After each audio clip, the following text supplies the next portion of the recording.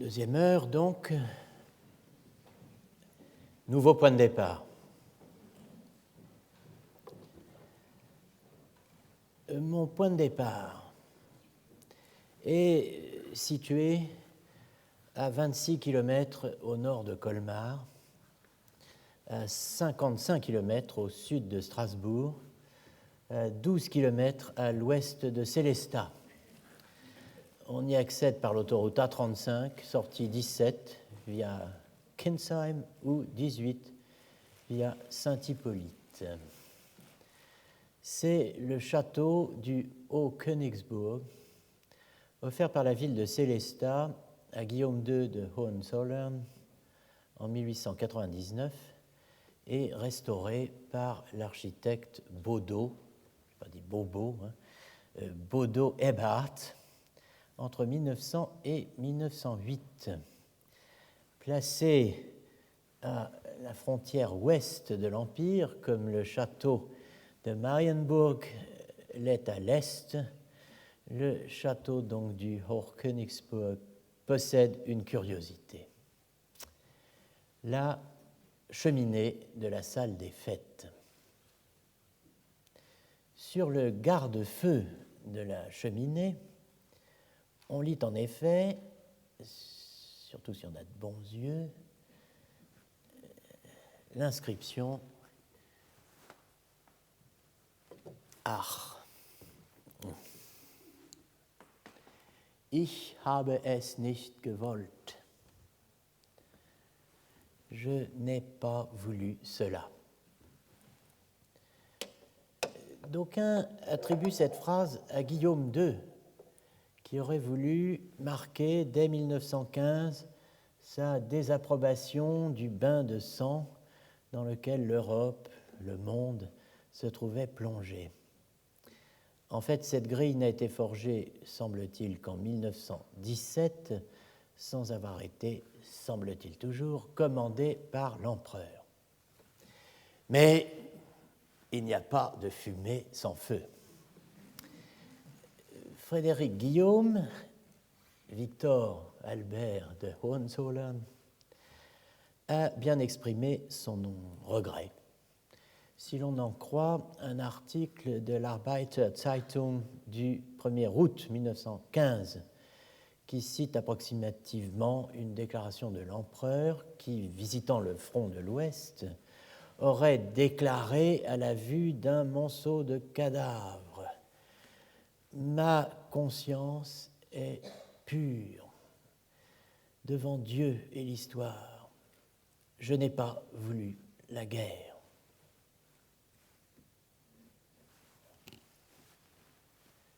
Vor Gott und der Geschichte ist mein Gewissen rein. Ich habe den Krieg nicht gewollt. C'est en tout cas la phrase Ich habe es nicht gewollt, je n'ai pas voulu cela, que reproduit une abondante production de cartes postales de propagande montrant l'empereur, casque à pointe à la main, tête inclinée, devant la tombe qu'on imagine fraîche d'un soldat tombé au front. Voici un exemple de ces cartes postales. Ich habe es nicht gewollt. Je n'ai pas voulu cela.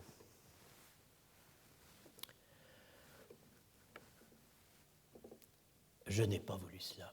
On retrouve la phrase, qui s'en étonnera, dans l'extraordinaire, torrentielle et folle pièce de théâtre de Karl Kraus, publiée sur son journal Fackel entre 1915 et 1922 sous le titre Die letzten Tage der Menschheit, les derniers jours de l'humanité. Elle figure en conclusion, terrible, lugubre, comme dernière réplique de la pièce, véritable mot de la fin. Stimme von oben, der Sturm gelangt, die Nacht verwillt, zerstört ist Gottes Ebenbild. Zerstört ist Gottes Ebenbild. Großschweigen, die Stimme Gottes, ich habe es nicht gewollt. Dernier jour de l'humanité, scène finale, une voix d'en haut, l'assaut a réussi dans un combat furieux et détruit ce qui fut à l'image de Dieu. Grand silence, la voix de Dieu, je n'ai pas voulu cela. On oublie, bon c'est bouleversant, mais on oublie trop souvent que cela, ich habe es nicht gewollt, a été dit auparavant par Petit Guillaume, cette fois de manière purement ironique, dans l'acte 3, scène 40, qui met en scène Mariechen et Willichen, Petite Marie et Petit Guillaume. Frau Kommerzienrat Van Schaffe, die bis jetzt leuchtenden Auges zugehört hat, Mariechen, sei du mal ganz stille. Vater sagte, ihr dürftet Weltkrieg spielen, aber die Grenzen der Humanität müsstet ihr einhalten. Willichen kann keiner Fliegenhaar krümmen. Er schützt seinen Besitzstand so gut er kann. Er führt einen heiligen Verteidigungskrieg. Willichen weinend, ich habe es nicht gewollt. Mariechen, wer denn? Ma petite Marie, tiens-toi à carreau, tu veux? Votre père a dit que vous aviez le droit de jouer à la guerre mondiale, mais vous devez respecter les limites de l'humanité. Mon petit Guillaume ne ferait pas de mal à une mouche, il protège son bien autant qu'il peut, il mène une sainte guerre défensive. Petit Guillaume pleurant, je n'ai pas voulu cela. Petite Marie, qui alors? Qui alors? Je n'ai pas voulu cela. Avec cette illustration dramatique dans tous les sens du terme de la définition du sujet comme sujet d'imputation, nous voilà confrontés en une petite phrase et au niveau où se noue la volonté et l'action, au double problème de la définition du vouloir et de la distinction entre le vouloir et ce que j'appellerais pour le moment le ne pas vouloir. Il y a bien des façons d'aborder ces questions. La manière archéologique n'excluant pas la clarification conceptuelle et l'analyse philosophique, je partirai comme souvent, et comme je le referai d'ailleurs bientôt, d'un texte du grand philosophe américain Roderick Chisholm, 1916-1999, tiré de La liberté humaine et le moi, Human Freedom and the Self. Il s'agit d'un casus quasi médiéval, d'une expérience de pensée, si vous préférez, qui va servir à mettre en place une série de distinctions à la suite d'une analyse rigoureuse. La situation, à nous, Français, semblera tout à fait improbable. Chisholm est américain, donc il a probablement une vision assez différente des choses. Envisageons le cas d'un fonctionnaire moralement scrupuleux, bien que dans certaines limites. En raison de ses scrupules moraux, il ne ferait rien pour recevoir un pot de vin. Il n'en solliciterait pas de façon active.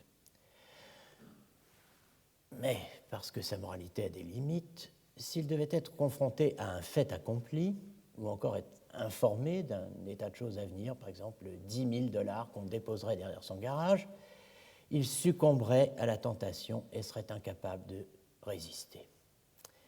Il s'agit là, dit Chisholm, d'une situation générale assez familière qui explique que les gens prient pour être délivrés de la tentation. Selon son habitude, il est un des rares philosophes de la tradition analytique à le faire. Chisholm, précisément pour clarifier son propos, évoque un auteur du Moyen-Âge, en l'occurrence celui que les Anglais appellent Anselme de Canterbury, où le dit Anselme est mort archevêque en 1109, que les Français appellent Anselme du Bec, en raison de son appartenance bénédictine à l'abbaye Notre-Dame du Bec en Normandie, au Bec et Loing, près de Brionne, et que certains Italiens appellent Anselme d'Aoste, où Anselme est censé être né en 1033. Alors, pourquoi recourir à Anselme? Parce que, dit Chisholm, notre relation à la mauvaise action que nous envisageons, peut ne pas consister seulement dans le fait de pouvoir la produire ou non. La situation est plus complexe. Elle est plus riche. Et c'est ce qu'a bien vu philosophiquement Anselme. Comme l'a remarqué saint Anselme, donc notre relation à la mauvaise action, le pot de vin, que l'on perçoit ou non, ne consiste pas seulement dans le fait de pouvoir produire ou non cette action. Comme l'a remarqué saint Anselme, il existe au moins 4 possibilités que nous pouvons illustrer sur notre exemple du fonctionnaire et de l'événement consistant à recevoir un pot de vin. Vous trouverez ça dans La liberté humaine et le moi, entre autres, un texte repris dans La responsabilité, questions philosophiques, ouvrage édité par M. Neuberg, Paris, Presse universitaire de France. En anglais, there are at least 4 possibilities. On peut illustrer cela donc de 4 façons, parce que notre relation au misdeed ne réside pas simplement dans le fait d'être able to bring it about or not to bring it about. Vous notez donc l'expression to bring about rendue dans la traduction que j'ai mentionnée il y a un instant par produire. Quelles sont donc ces 4 possibilités? Donc, l'affaire du pot de vin, mais avec une conceptualité anselmienne et des distinctions faites par Anselme.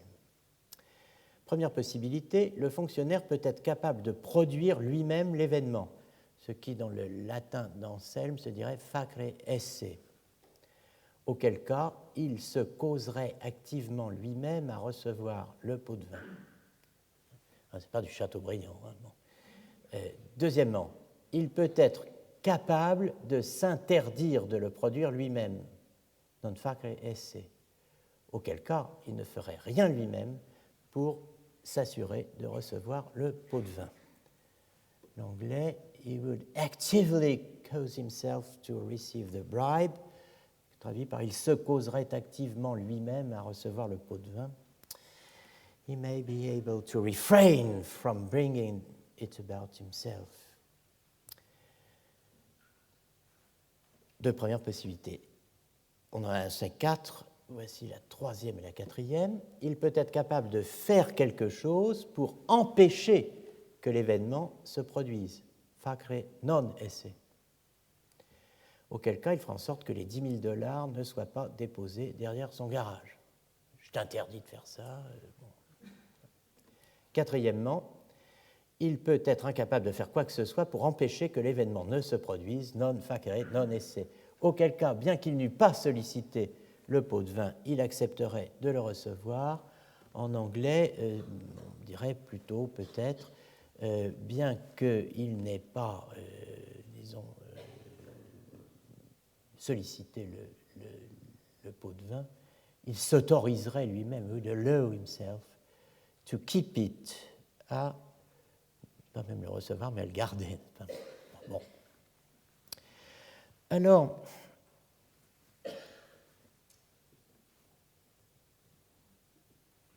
il se causerait activement lui-même à recevoir le pot de vin. Je disais que ça n'était pas du Chateaubriand, c'est pas très beau, effectivement.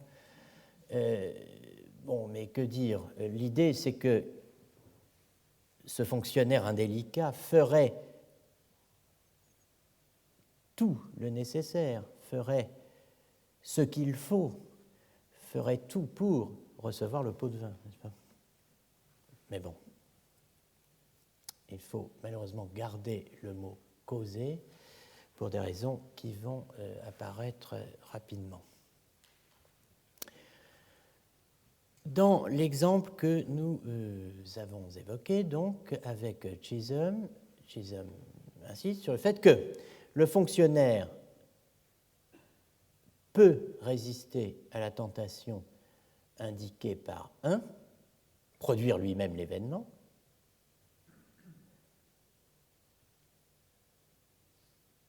mais il ne peut pas résister à la tentation indiquée par 4. C'est-à-dire, il ne peut pas se résoudre, en somme, à faire quoi que ce soit pour empêcher le dépôt du pot de vin.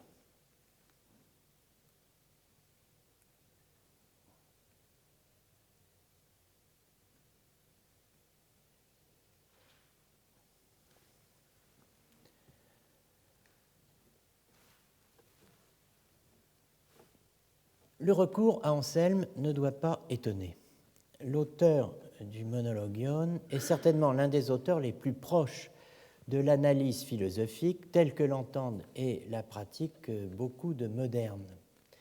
Dans le cas présent, la source de Chisholm est un texte peu connu, ou disons moins connu, que les grands classiques que sont devenus le Monologion, le Proslogion ou le De Grammatico. Il s'agit de fragments découverts dans un manuscrit de Lambeth Palace Library, donc une bibliothèque fondée en 1610 à Londres, qui contient beaucoup de matériaux relatifs à l'archevêché de Canterbury. Donc dans le Lambeth numéro 59, intitulé De potestate et impotentia, possibilitate et impossibilitate, necessitate et libertate, eh bien, dans ce manuscrit, sous ce titre, on trouve un certain nombre de fragments, donc sur la puissance et l'impuissance, la possibilité et l'impossibilité, la nécessité et la liberté. On trouve un certain nombre de fragments qui ont été, découverts donc en 1936 et publiés par le grand éditeur d'Anselme, Schmidt, sous le titre donc de Lambeth Fragments. Philosophiquement, le faire renvoie au pouvoir et au vouloir. Tout particulièrement, s'agissant de définir la liberté, dont une définition standard est précisément fondée sur la combinaison des trois, faire, pouvoir et vouloir. Le vouloir faire renvoie au faire et au pouvoir faire, le pouvoir renvoie au vouloir et au faire. Ces renvois ne sont pas tous du même ordre et les termes ne se groupent pas tous de la même façon. C'est la tâche du philosophe de clarifier leurs relations s'il veut traiter de la puissance et de l'impuissance, de la possibilité et de l'impossibilité, de la nécessité et de la liberté. Anselme, dans les fragments dont nous disposons, part du faire, facere, fournissant du même coup un modèle que l'on peut étendre problématiquement ou heuristiquement au vouloir et à certaines combinaisons du vouloir et du pouvoir, ce qui est d'un grand intérêt quand on a présente à l'esprit la définition que je disais standard, critiquable et souvent critiquée, notamment par Chisholm, comme on le verra, de la liberté comme pouvoir de faire tout ce que l'on veut. Pouvoir faire, vouloir, pouvoir de faire tout ce que l'on veut. Voilà une des définitions standards de la liberté qui vont être mises en cause grâce au fragment Lambeth.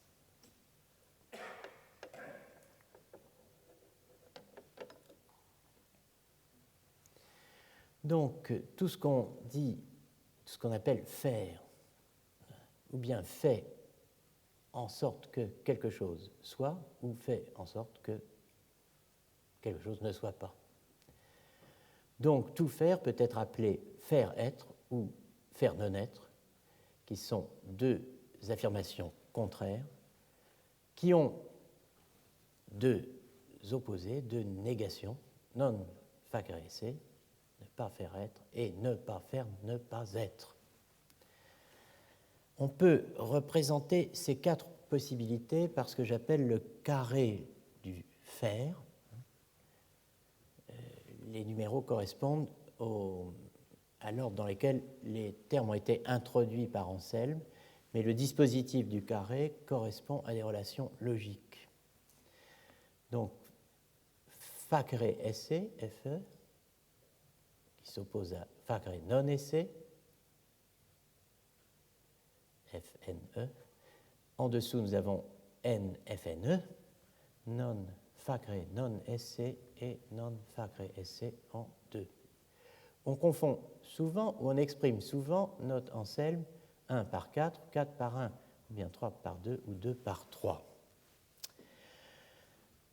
En tout cas, faire être, ne pas faire être, faire ne pas être, ou ne pas faire ne pas être, on a là des verbes auxquels, si on peut dire, manque un objet, un terme, un terminus. Faire être quoi?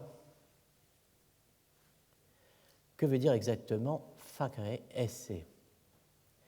Plusieurs philosophes et historiens de la philosophie ont analysé et discuté le texte d'Anselme. Le plus célèbre est le grand anselmien Desmond Henry, éditeur et commentateur du De Grammatico, le texte d'Anselme sur grammairien, je ne dis pas le grammairien, spécialiste de la logique d'Anselme, mais aussi de la mériologie, c'est-à-dire de la théorie des parties et des tout et des parties, théorie logique, moderne et médiévale. Dans un article portant directement sur la logique de l'action ou de l'agence, Anselm's Logic of Agency, Sarah Uckelman, qui s'appuie sur des analyses de Desmond Henry, répond à la question de ce que j'appelais l'objet ou le terme du facere esse. C'est dans son analyse du faire, du doing, que réponse est donnée. Faire, dit-elle, cela signifie faire en sorte que quelque chose soit ou ne soit pas.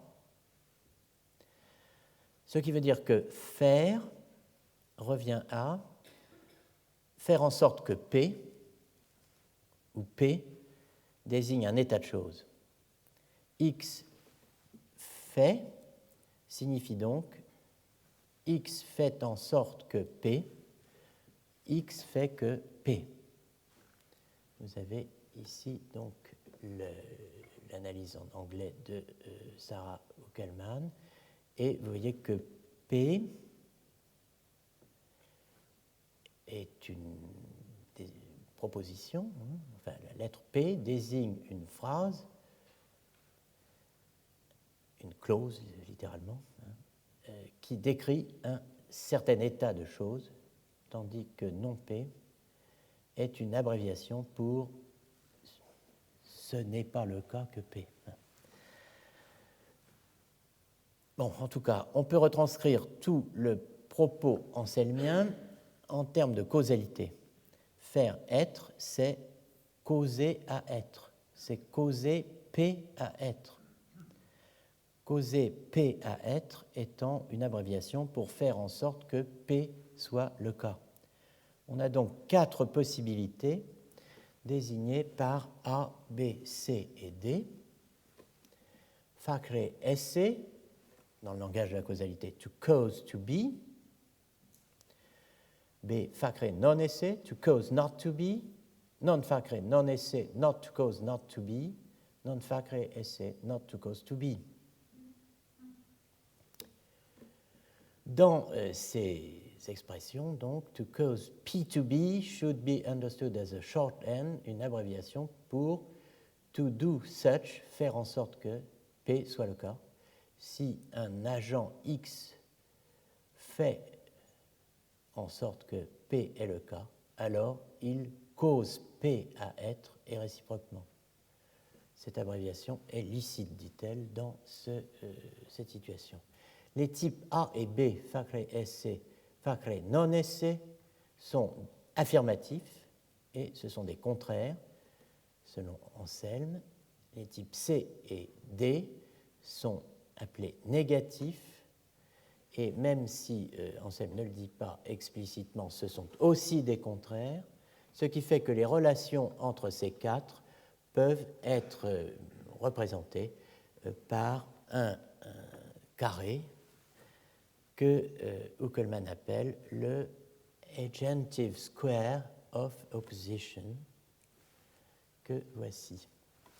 Donc vous reconnaissez le carré logique d'Aristote avec simplement les termes que nous avons employés, A, B, C et D, facere esse, facere non esse, non facere non esse, non facere esse. To cause to be, to cause not to be sont des contraires, to cause to be, not to be sont plus ou moins subalternes, n'est-ce pas, ou équivalents. Not to cause to be et to cause not to be sont subalternes, plus ou moins équivalents. Ce que veut dire Anselme, c'est qu'on emploie souvent, mais à tort et dans un sens impropre, l'un pour l'autre. En tout cas, not to cause not to be est bien la contradictoire de to cause not to be, et to cause to be est bien contradictoire de not to cause to be. A est contradictoire de D, B est contradictoire de C. A et B sont des contraires, C et D sont des contraires. On dirait en logique médiévale des subcontraires. Donc, vous voyez, on a une structure logique rigoureuse, une analyse qui correspond donc à une première analyse du faire chez Anselme. On pourrait développer cela, puisque vous savez que les contraires ont certaines propriétés logiques qui ne sont pas celles des contradictoires. On pourrait entrer plus en détail dans les relations entre ces quatre-là. Mais ce serait aller trop vite, car en fait, le propos d'Anselme ne s'arrête pas là. Dans un second temps, Anselme distingue en fait 6 modes du faire. Il y a, dit-il, 6 modes du faire. Sex modis facere pronunciamus. Alors, les 6 modes du faire que on peut dire que je prends en considération la deuxième moitié de mon texte. On peut dire que on fait aliquid esse être quelque chose, soit parce que facit id ipsum esse, c'est ça qu'on appelle vraiment facere, soit parce que non facit id ipsum non esse, soit parce que facit aliud esse, soit parce que non facit aliud esse, soit parce que facit aliud non esse, ou bien non facit aliud non esse. Alors, on se dit, c'est bel et bon, mais qu'est-ce que cela veut dire? Bon, on distingue ici, comme le montre bien Uckelmann, une action, une agencie, une agence positive. Autrement dit, les cas où l'agent fait quelque chose. Et l'agence négative, c'est-à-dire le cas où l'agent ne fait pas quelque chose. C'est le premier contraste. L'agent fait quelque chose, l'agent ne fait pas quelque chose. Ensuite, on distingue l'agency, l'agence, l'action, l'activité directe que Anselme va appeler per se, par soi. Où l'agent fait en sorte que un certain effet se produise. Il ne fait pas quelque chose, mais il fait en sorte que quelque chose se produise. Et il le fait directement, lui-même. De cela, on va distinguer les cas où l'agent fait en sorte que quelque chose se produise, mais le fait indirectement, autrement dit, ne le fait pas lui-même. Ce n'est pas lui-même qui fait en sorte directement que quelque chose se produise. Il fait en sorte que quelque chose se produise par l'intermédiaire d'autre chose. Donc il est responsable au fond de ce quelque chose par l'intermédiaire de quoi l'autre chose se produit. positive agency, negative agency, direct per se agency, indirect per aliud agency. Et dans le cas de l'agency per aliud, n'est-ce pas, il faut continuer l'analyse et dire qu'effectivement, l'agent peut indirectement accomplir une action par l'intermédiaire d'autre chose, mais il peut aussi indirectement ne pas accomplir cette action, faire en sorte qu'elle ne s'accomplisse pas. Donc on a 6 modes qui sont listés ici de l'action selon Anselme, revue par Uckelmann. Positive per se, négative per se, positive proximal, c'est-à-dire prochaine per aliud, négative proximal per aliud, positive distal, c'est-à-dire éloignée per aliud, et négative distal per aliud.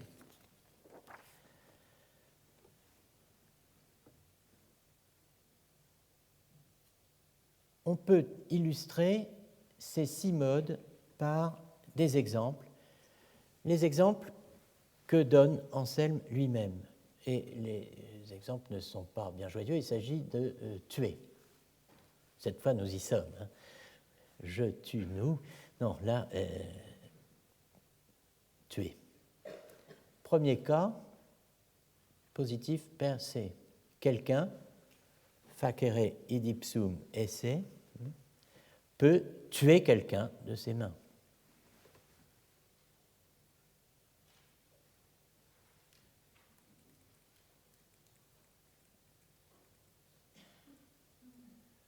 Je retrouve le latin. Facere id ipsum esse, hein, donc quelqu'un tue quelqu'un d'autre de ses mains. Non facere id ipsum esse, le deuxième cas. Alors là, bon, on aime la logique, mais que dire? C'est difficile de trouver un exemple. Il faut sortir de la situation du meurtre. Et donc Anselme se place du point de vue de la résurrection et dit, eh bien là, n'est-ce pas, c'est ne rien faire pour ressusciter un mort. Une fois qu'on l'a descendu, n'est-ce pas, on ne fait rien pour le ressusciter. Bon, l'exemple est un peu capillotracté, mais enfin c'est pour les besoins de la logique. C'est beaucoup plus situationnel, contextuel et évident dans les cas suivants. Facere aliud esse. Alors, faire autre chose, faire que quelque chose d'autre soit. Donc on va, qui va permettre, n'est-ce pas, d'obtenir le résultat voulu. Alors, on va mieux analyser ça dans la suite, mais voici l'exemple. C'est armer le tueur. Si je donne une arme au tueur, je fais en sorte qu'il puisse réaliser son objectif, à savoir tuer la victime. Facere aliud esse, c'est faire, je fais quelque chose, je lui donne une arme, et lui fait ce qu'il a à faire, à savoir il tue. Non facere aliud esse, c'est ne pas armer la victime, c'est-à-dire ne pas donner à la victime le moyen d'échapper au meurtre.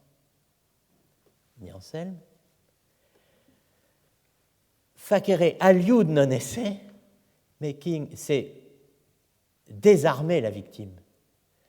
La victime était armée, on lui retire son arme, ce qui fait qu'on la rend non armée et donc on la met à la merci de l'assassin. Et enfin, on a non facere aliud non esse, qui est ne pas désarmer le tueur. Donc, tuer, ne pas ressusciter, armer le tueur, ne pas armer la victime, désarmer la victime, ne pas désarmer le tueur. Voilà les 6 modes distingués par Anselme. Alors vous voyez qu'on a utilisé per se, per aliud dans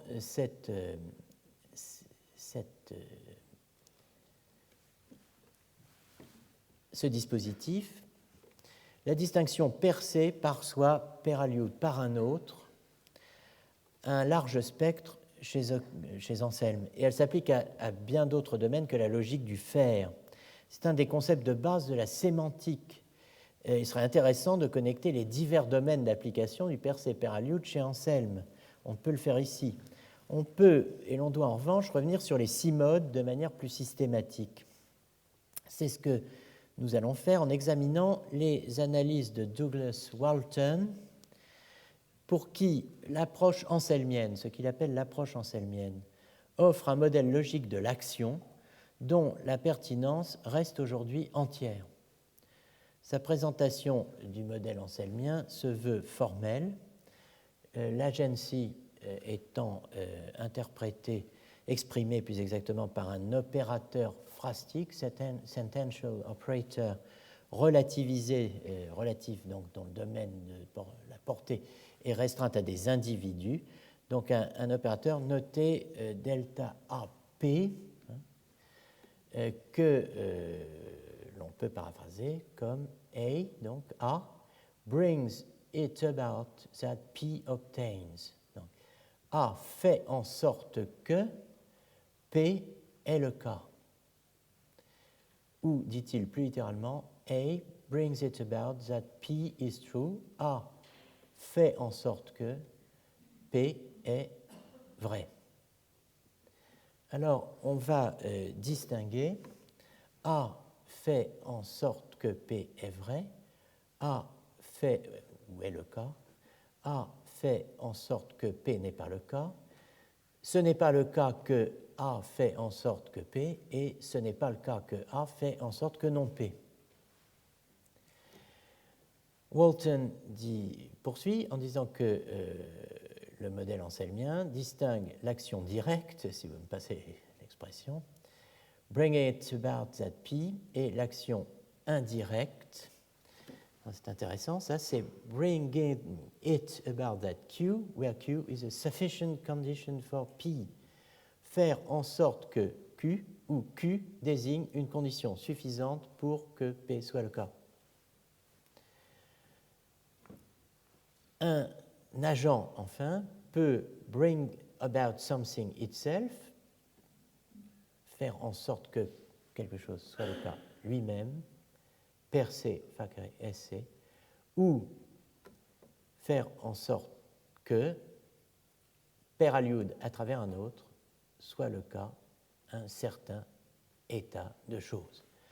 Donc vous avez ici les 6 modes de l'action selon Anselme, revus dans la terminologie logique de Walton.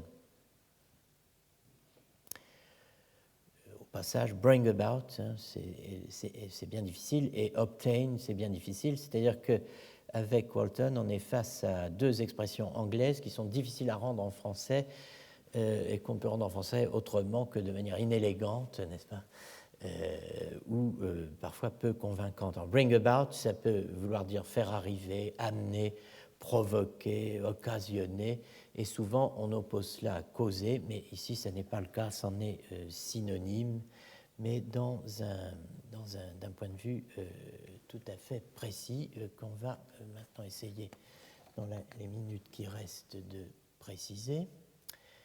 Donc dans l'idiome de Walton, colonne de gauche, les 6 modes d'Anselme qui sont notés en latin dans la colonne de droite deviennent donc premier cas, A brings about that P, donc A, facere id ipsum esse, tue directement quelqu'un. Donc c'est faire en sorte directement que la victime de mon acte soit morte, donc tuée. Deuxième possibilité, non facere id ipsum non esse. A, ce n'est pas le cas que A fait en sorte que non P. Alors c'est en anglais not making, not dead. Exemple, not raising the dead man to life. Should one have the power so to do?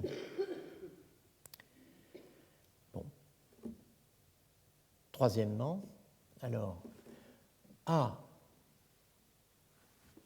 fait en sorte que Q, et si Q, alors B fait en sorte que P.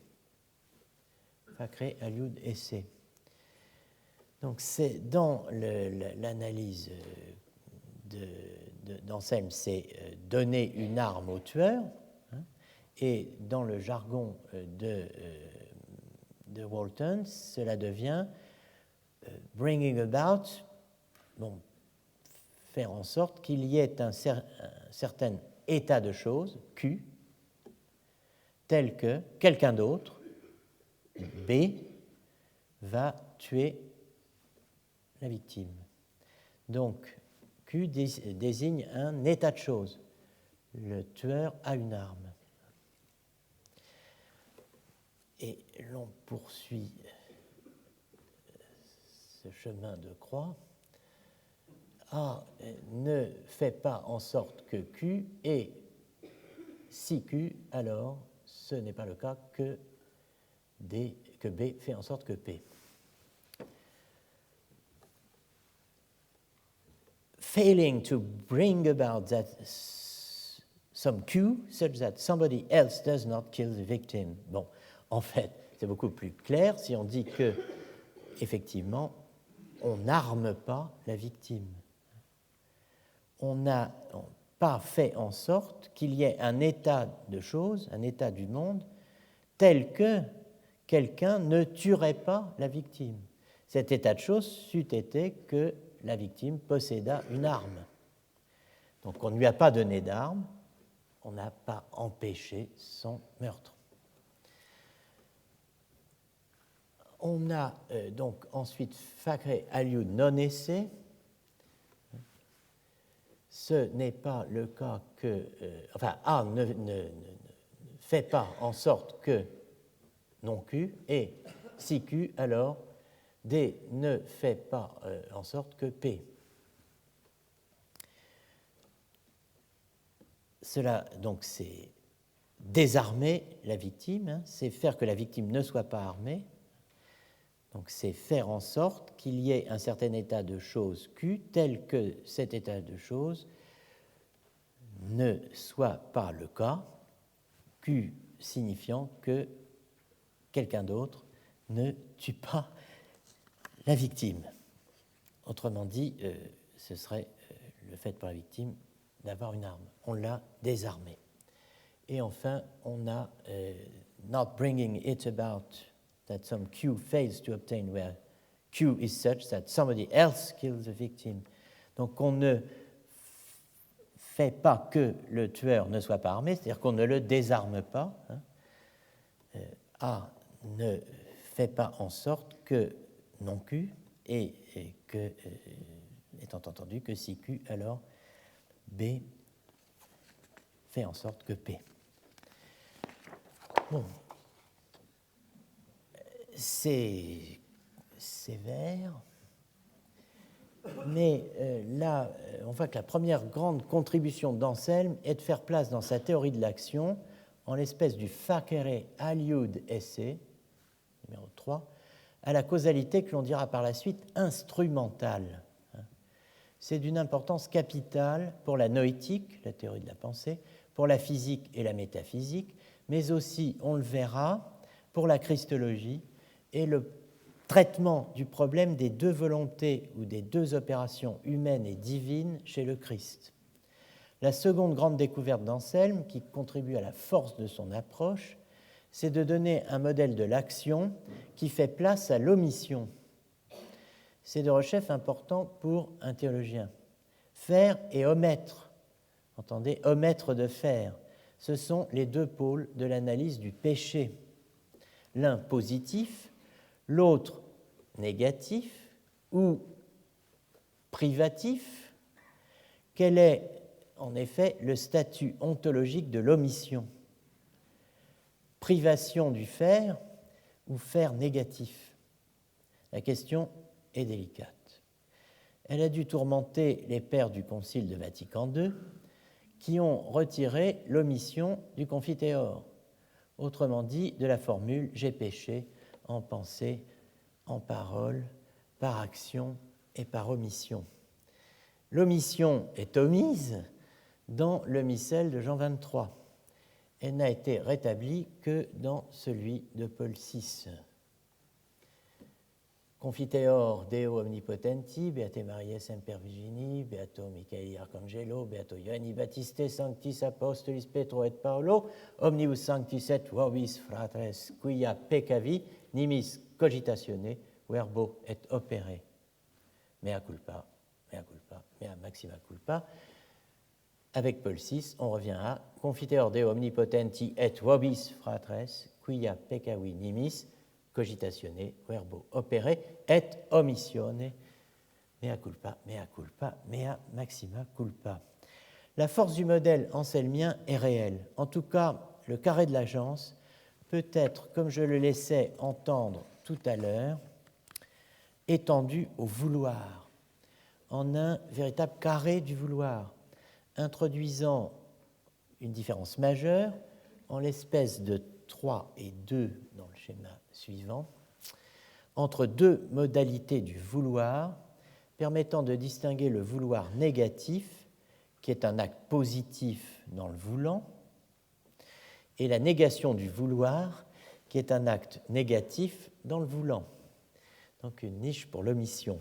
Vous avez cela ici, vouloir, ne pas vouloir, 2, vouloir ne pas, 3, et ne pas vouloir ne pas, 4. Je me suis calé sur le carré de l'agence pour disposer dans le même ordre les volontés. Et vous pouvez, sur le même modèle, construire un carré du vouloir-faire. Vouloir faire, ne pas vouloir faire, vouloir ne pas faire et ne pas vouloir ne pas faire. Je reviens sur la différence, pour conclure, entre vouloir ne pas, VN, et ne pas vouloir, NV. Elle court du Moyen Âge à l'âge classique et au-delà, sous la forme d'une distinction bien exprimée en latin par le couple volle, nolle, nolle, vouloir ne pas, et non volle, ne pas vouloir, ne pas vouloir que. La distinction nolle versus non volle est très importante. Elle est bien exprimée, alors quand je vous dis qu'elle est anselmienne, mais on la retrouve à l'âge classique, mais effectivement, vous la retrouvez dans le Lexicon Philosophicum Terminorum Philosophicis Usitatorum, 1653, de Michaelius, qui n'est autre que Johannes Lütkeschwager, 1597-1658, dont le Lexicon Philosophicum Terminorum Philosophicis Usitatorum, ordine alphabetico sic digestorum, utinde facile liceat cognosce, eh bien, a été publié effectivement à Iéna en 1653. Vous voyez, notez donc cette distinction entre ne pas vouloir ou ne pas vouloir que, non volle, et vouloir ne pas ou vouloir que ne pas, nolle. Selon Michaelius, voluntatis functiones sunt velle et nolle. Les fonctions de la volonté sont velle et nolle, vouloir et nolle.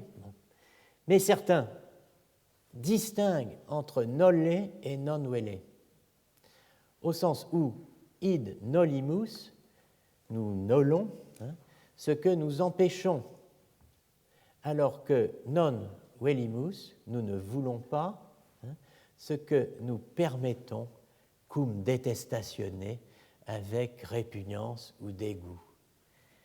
Ich habe es nicht gewollt, je n'ai pas voulu cela, dit Guillaume II, qui probablement avait lu Lütkeschwager, et son Lexicon Philosophicum Terminorum Philosophiae Usitatorum.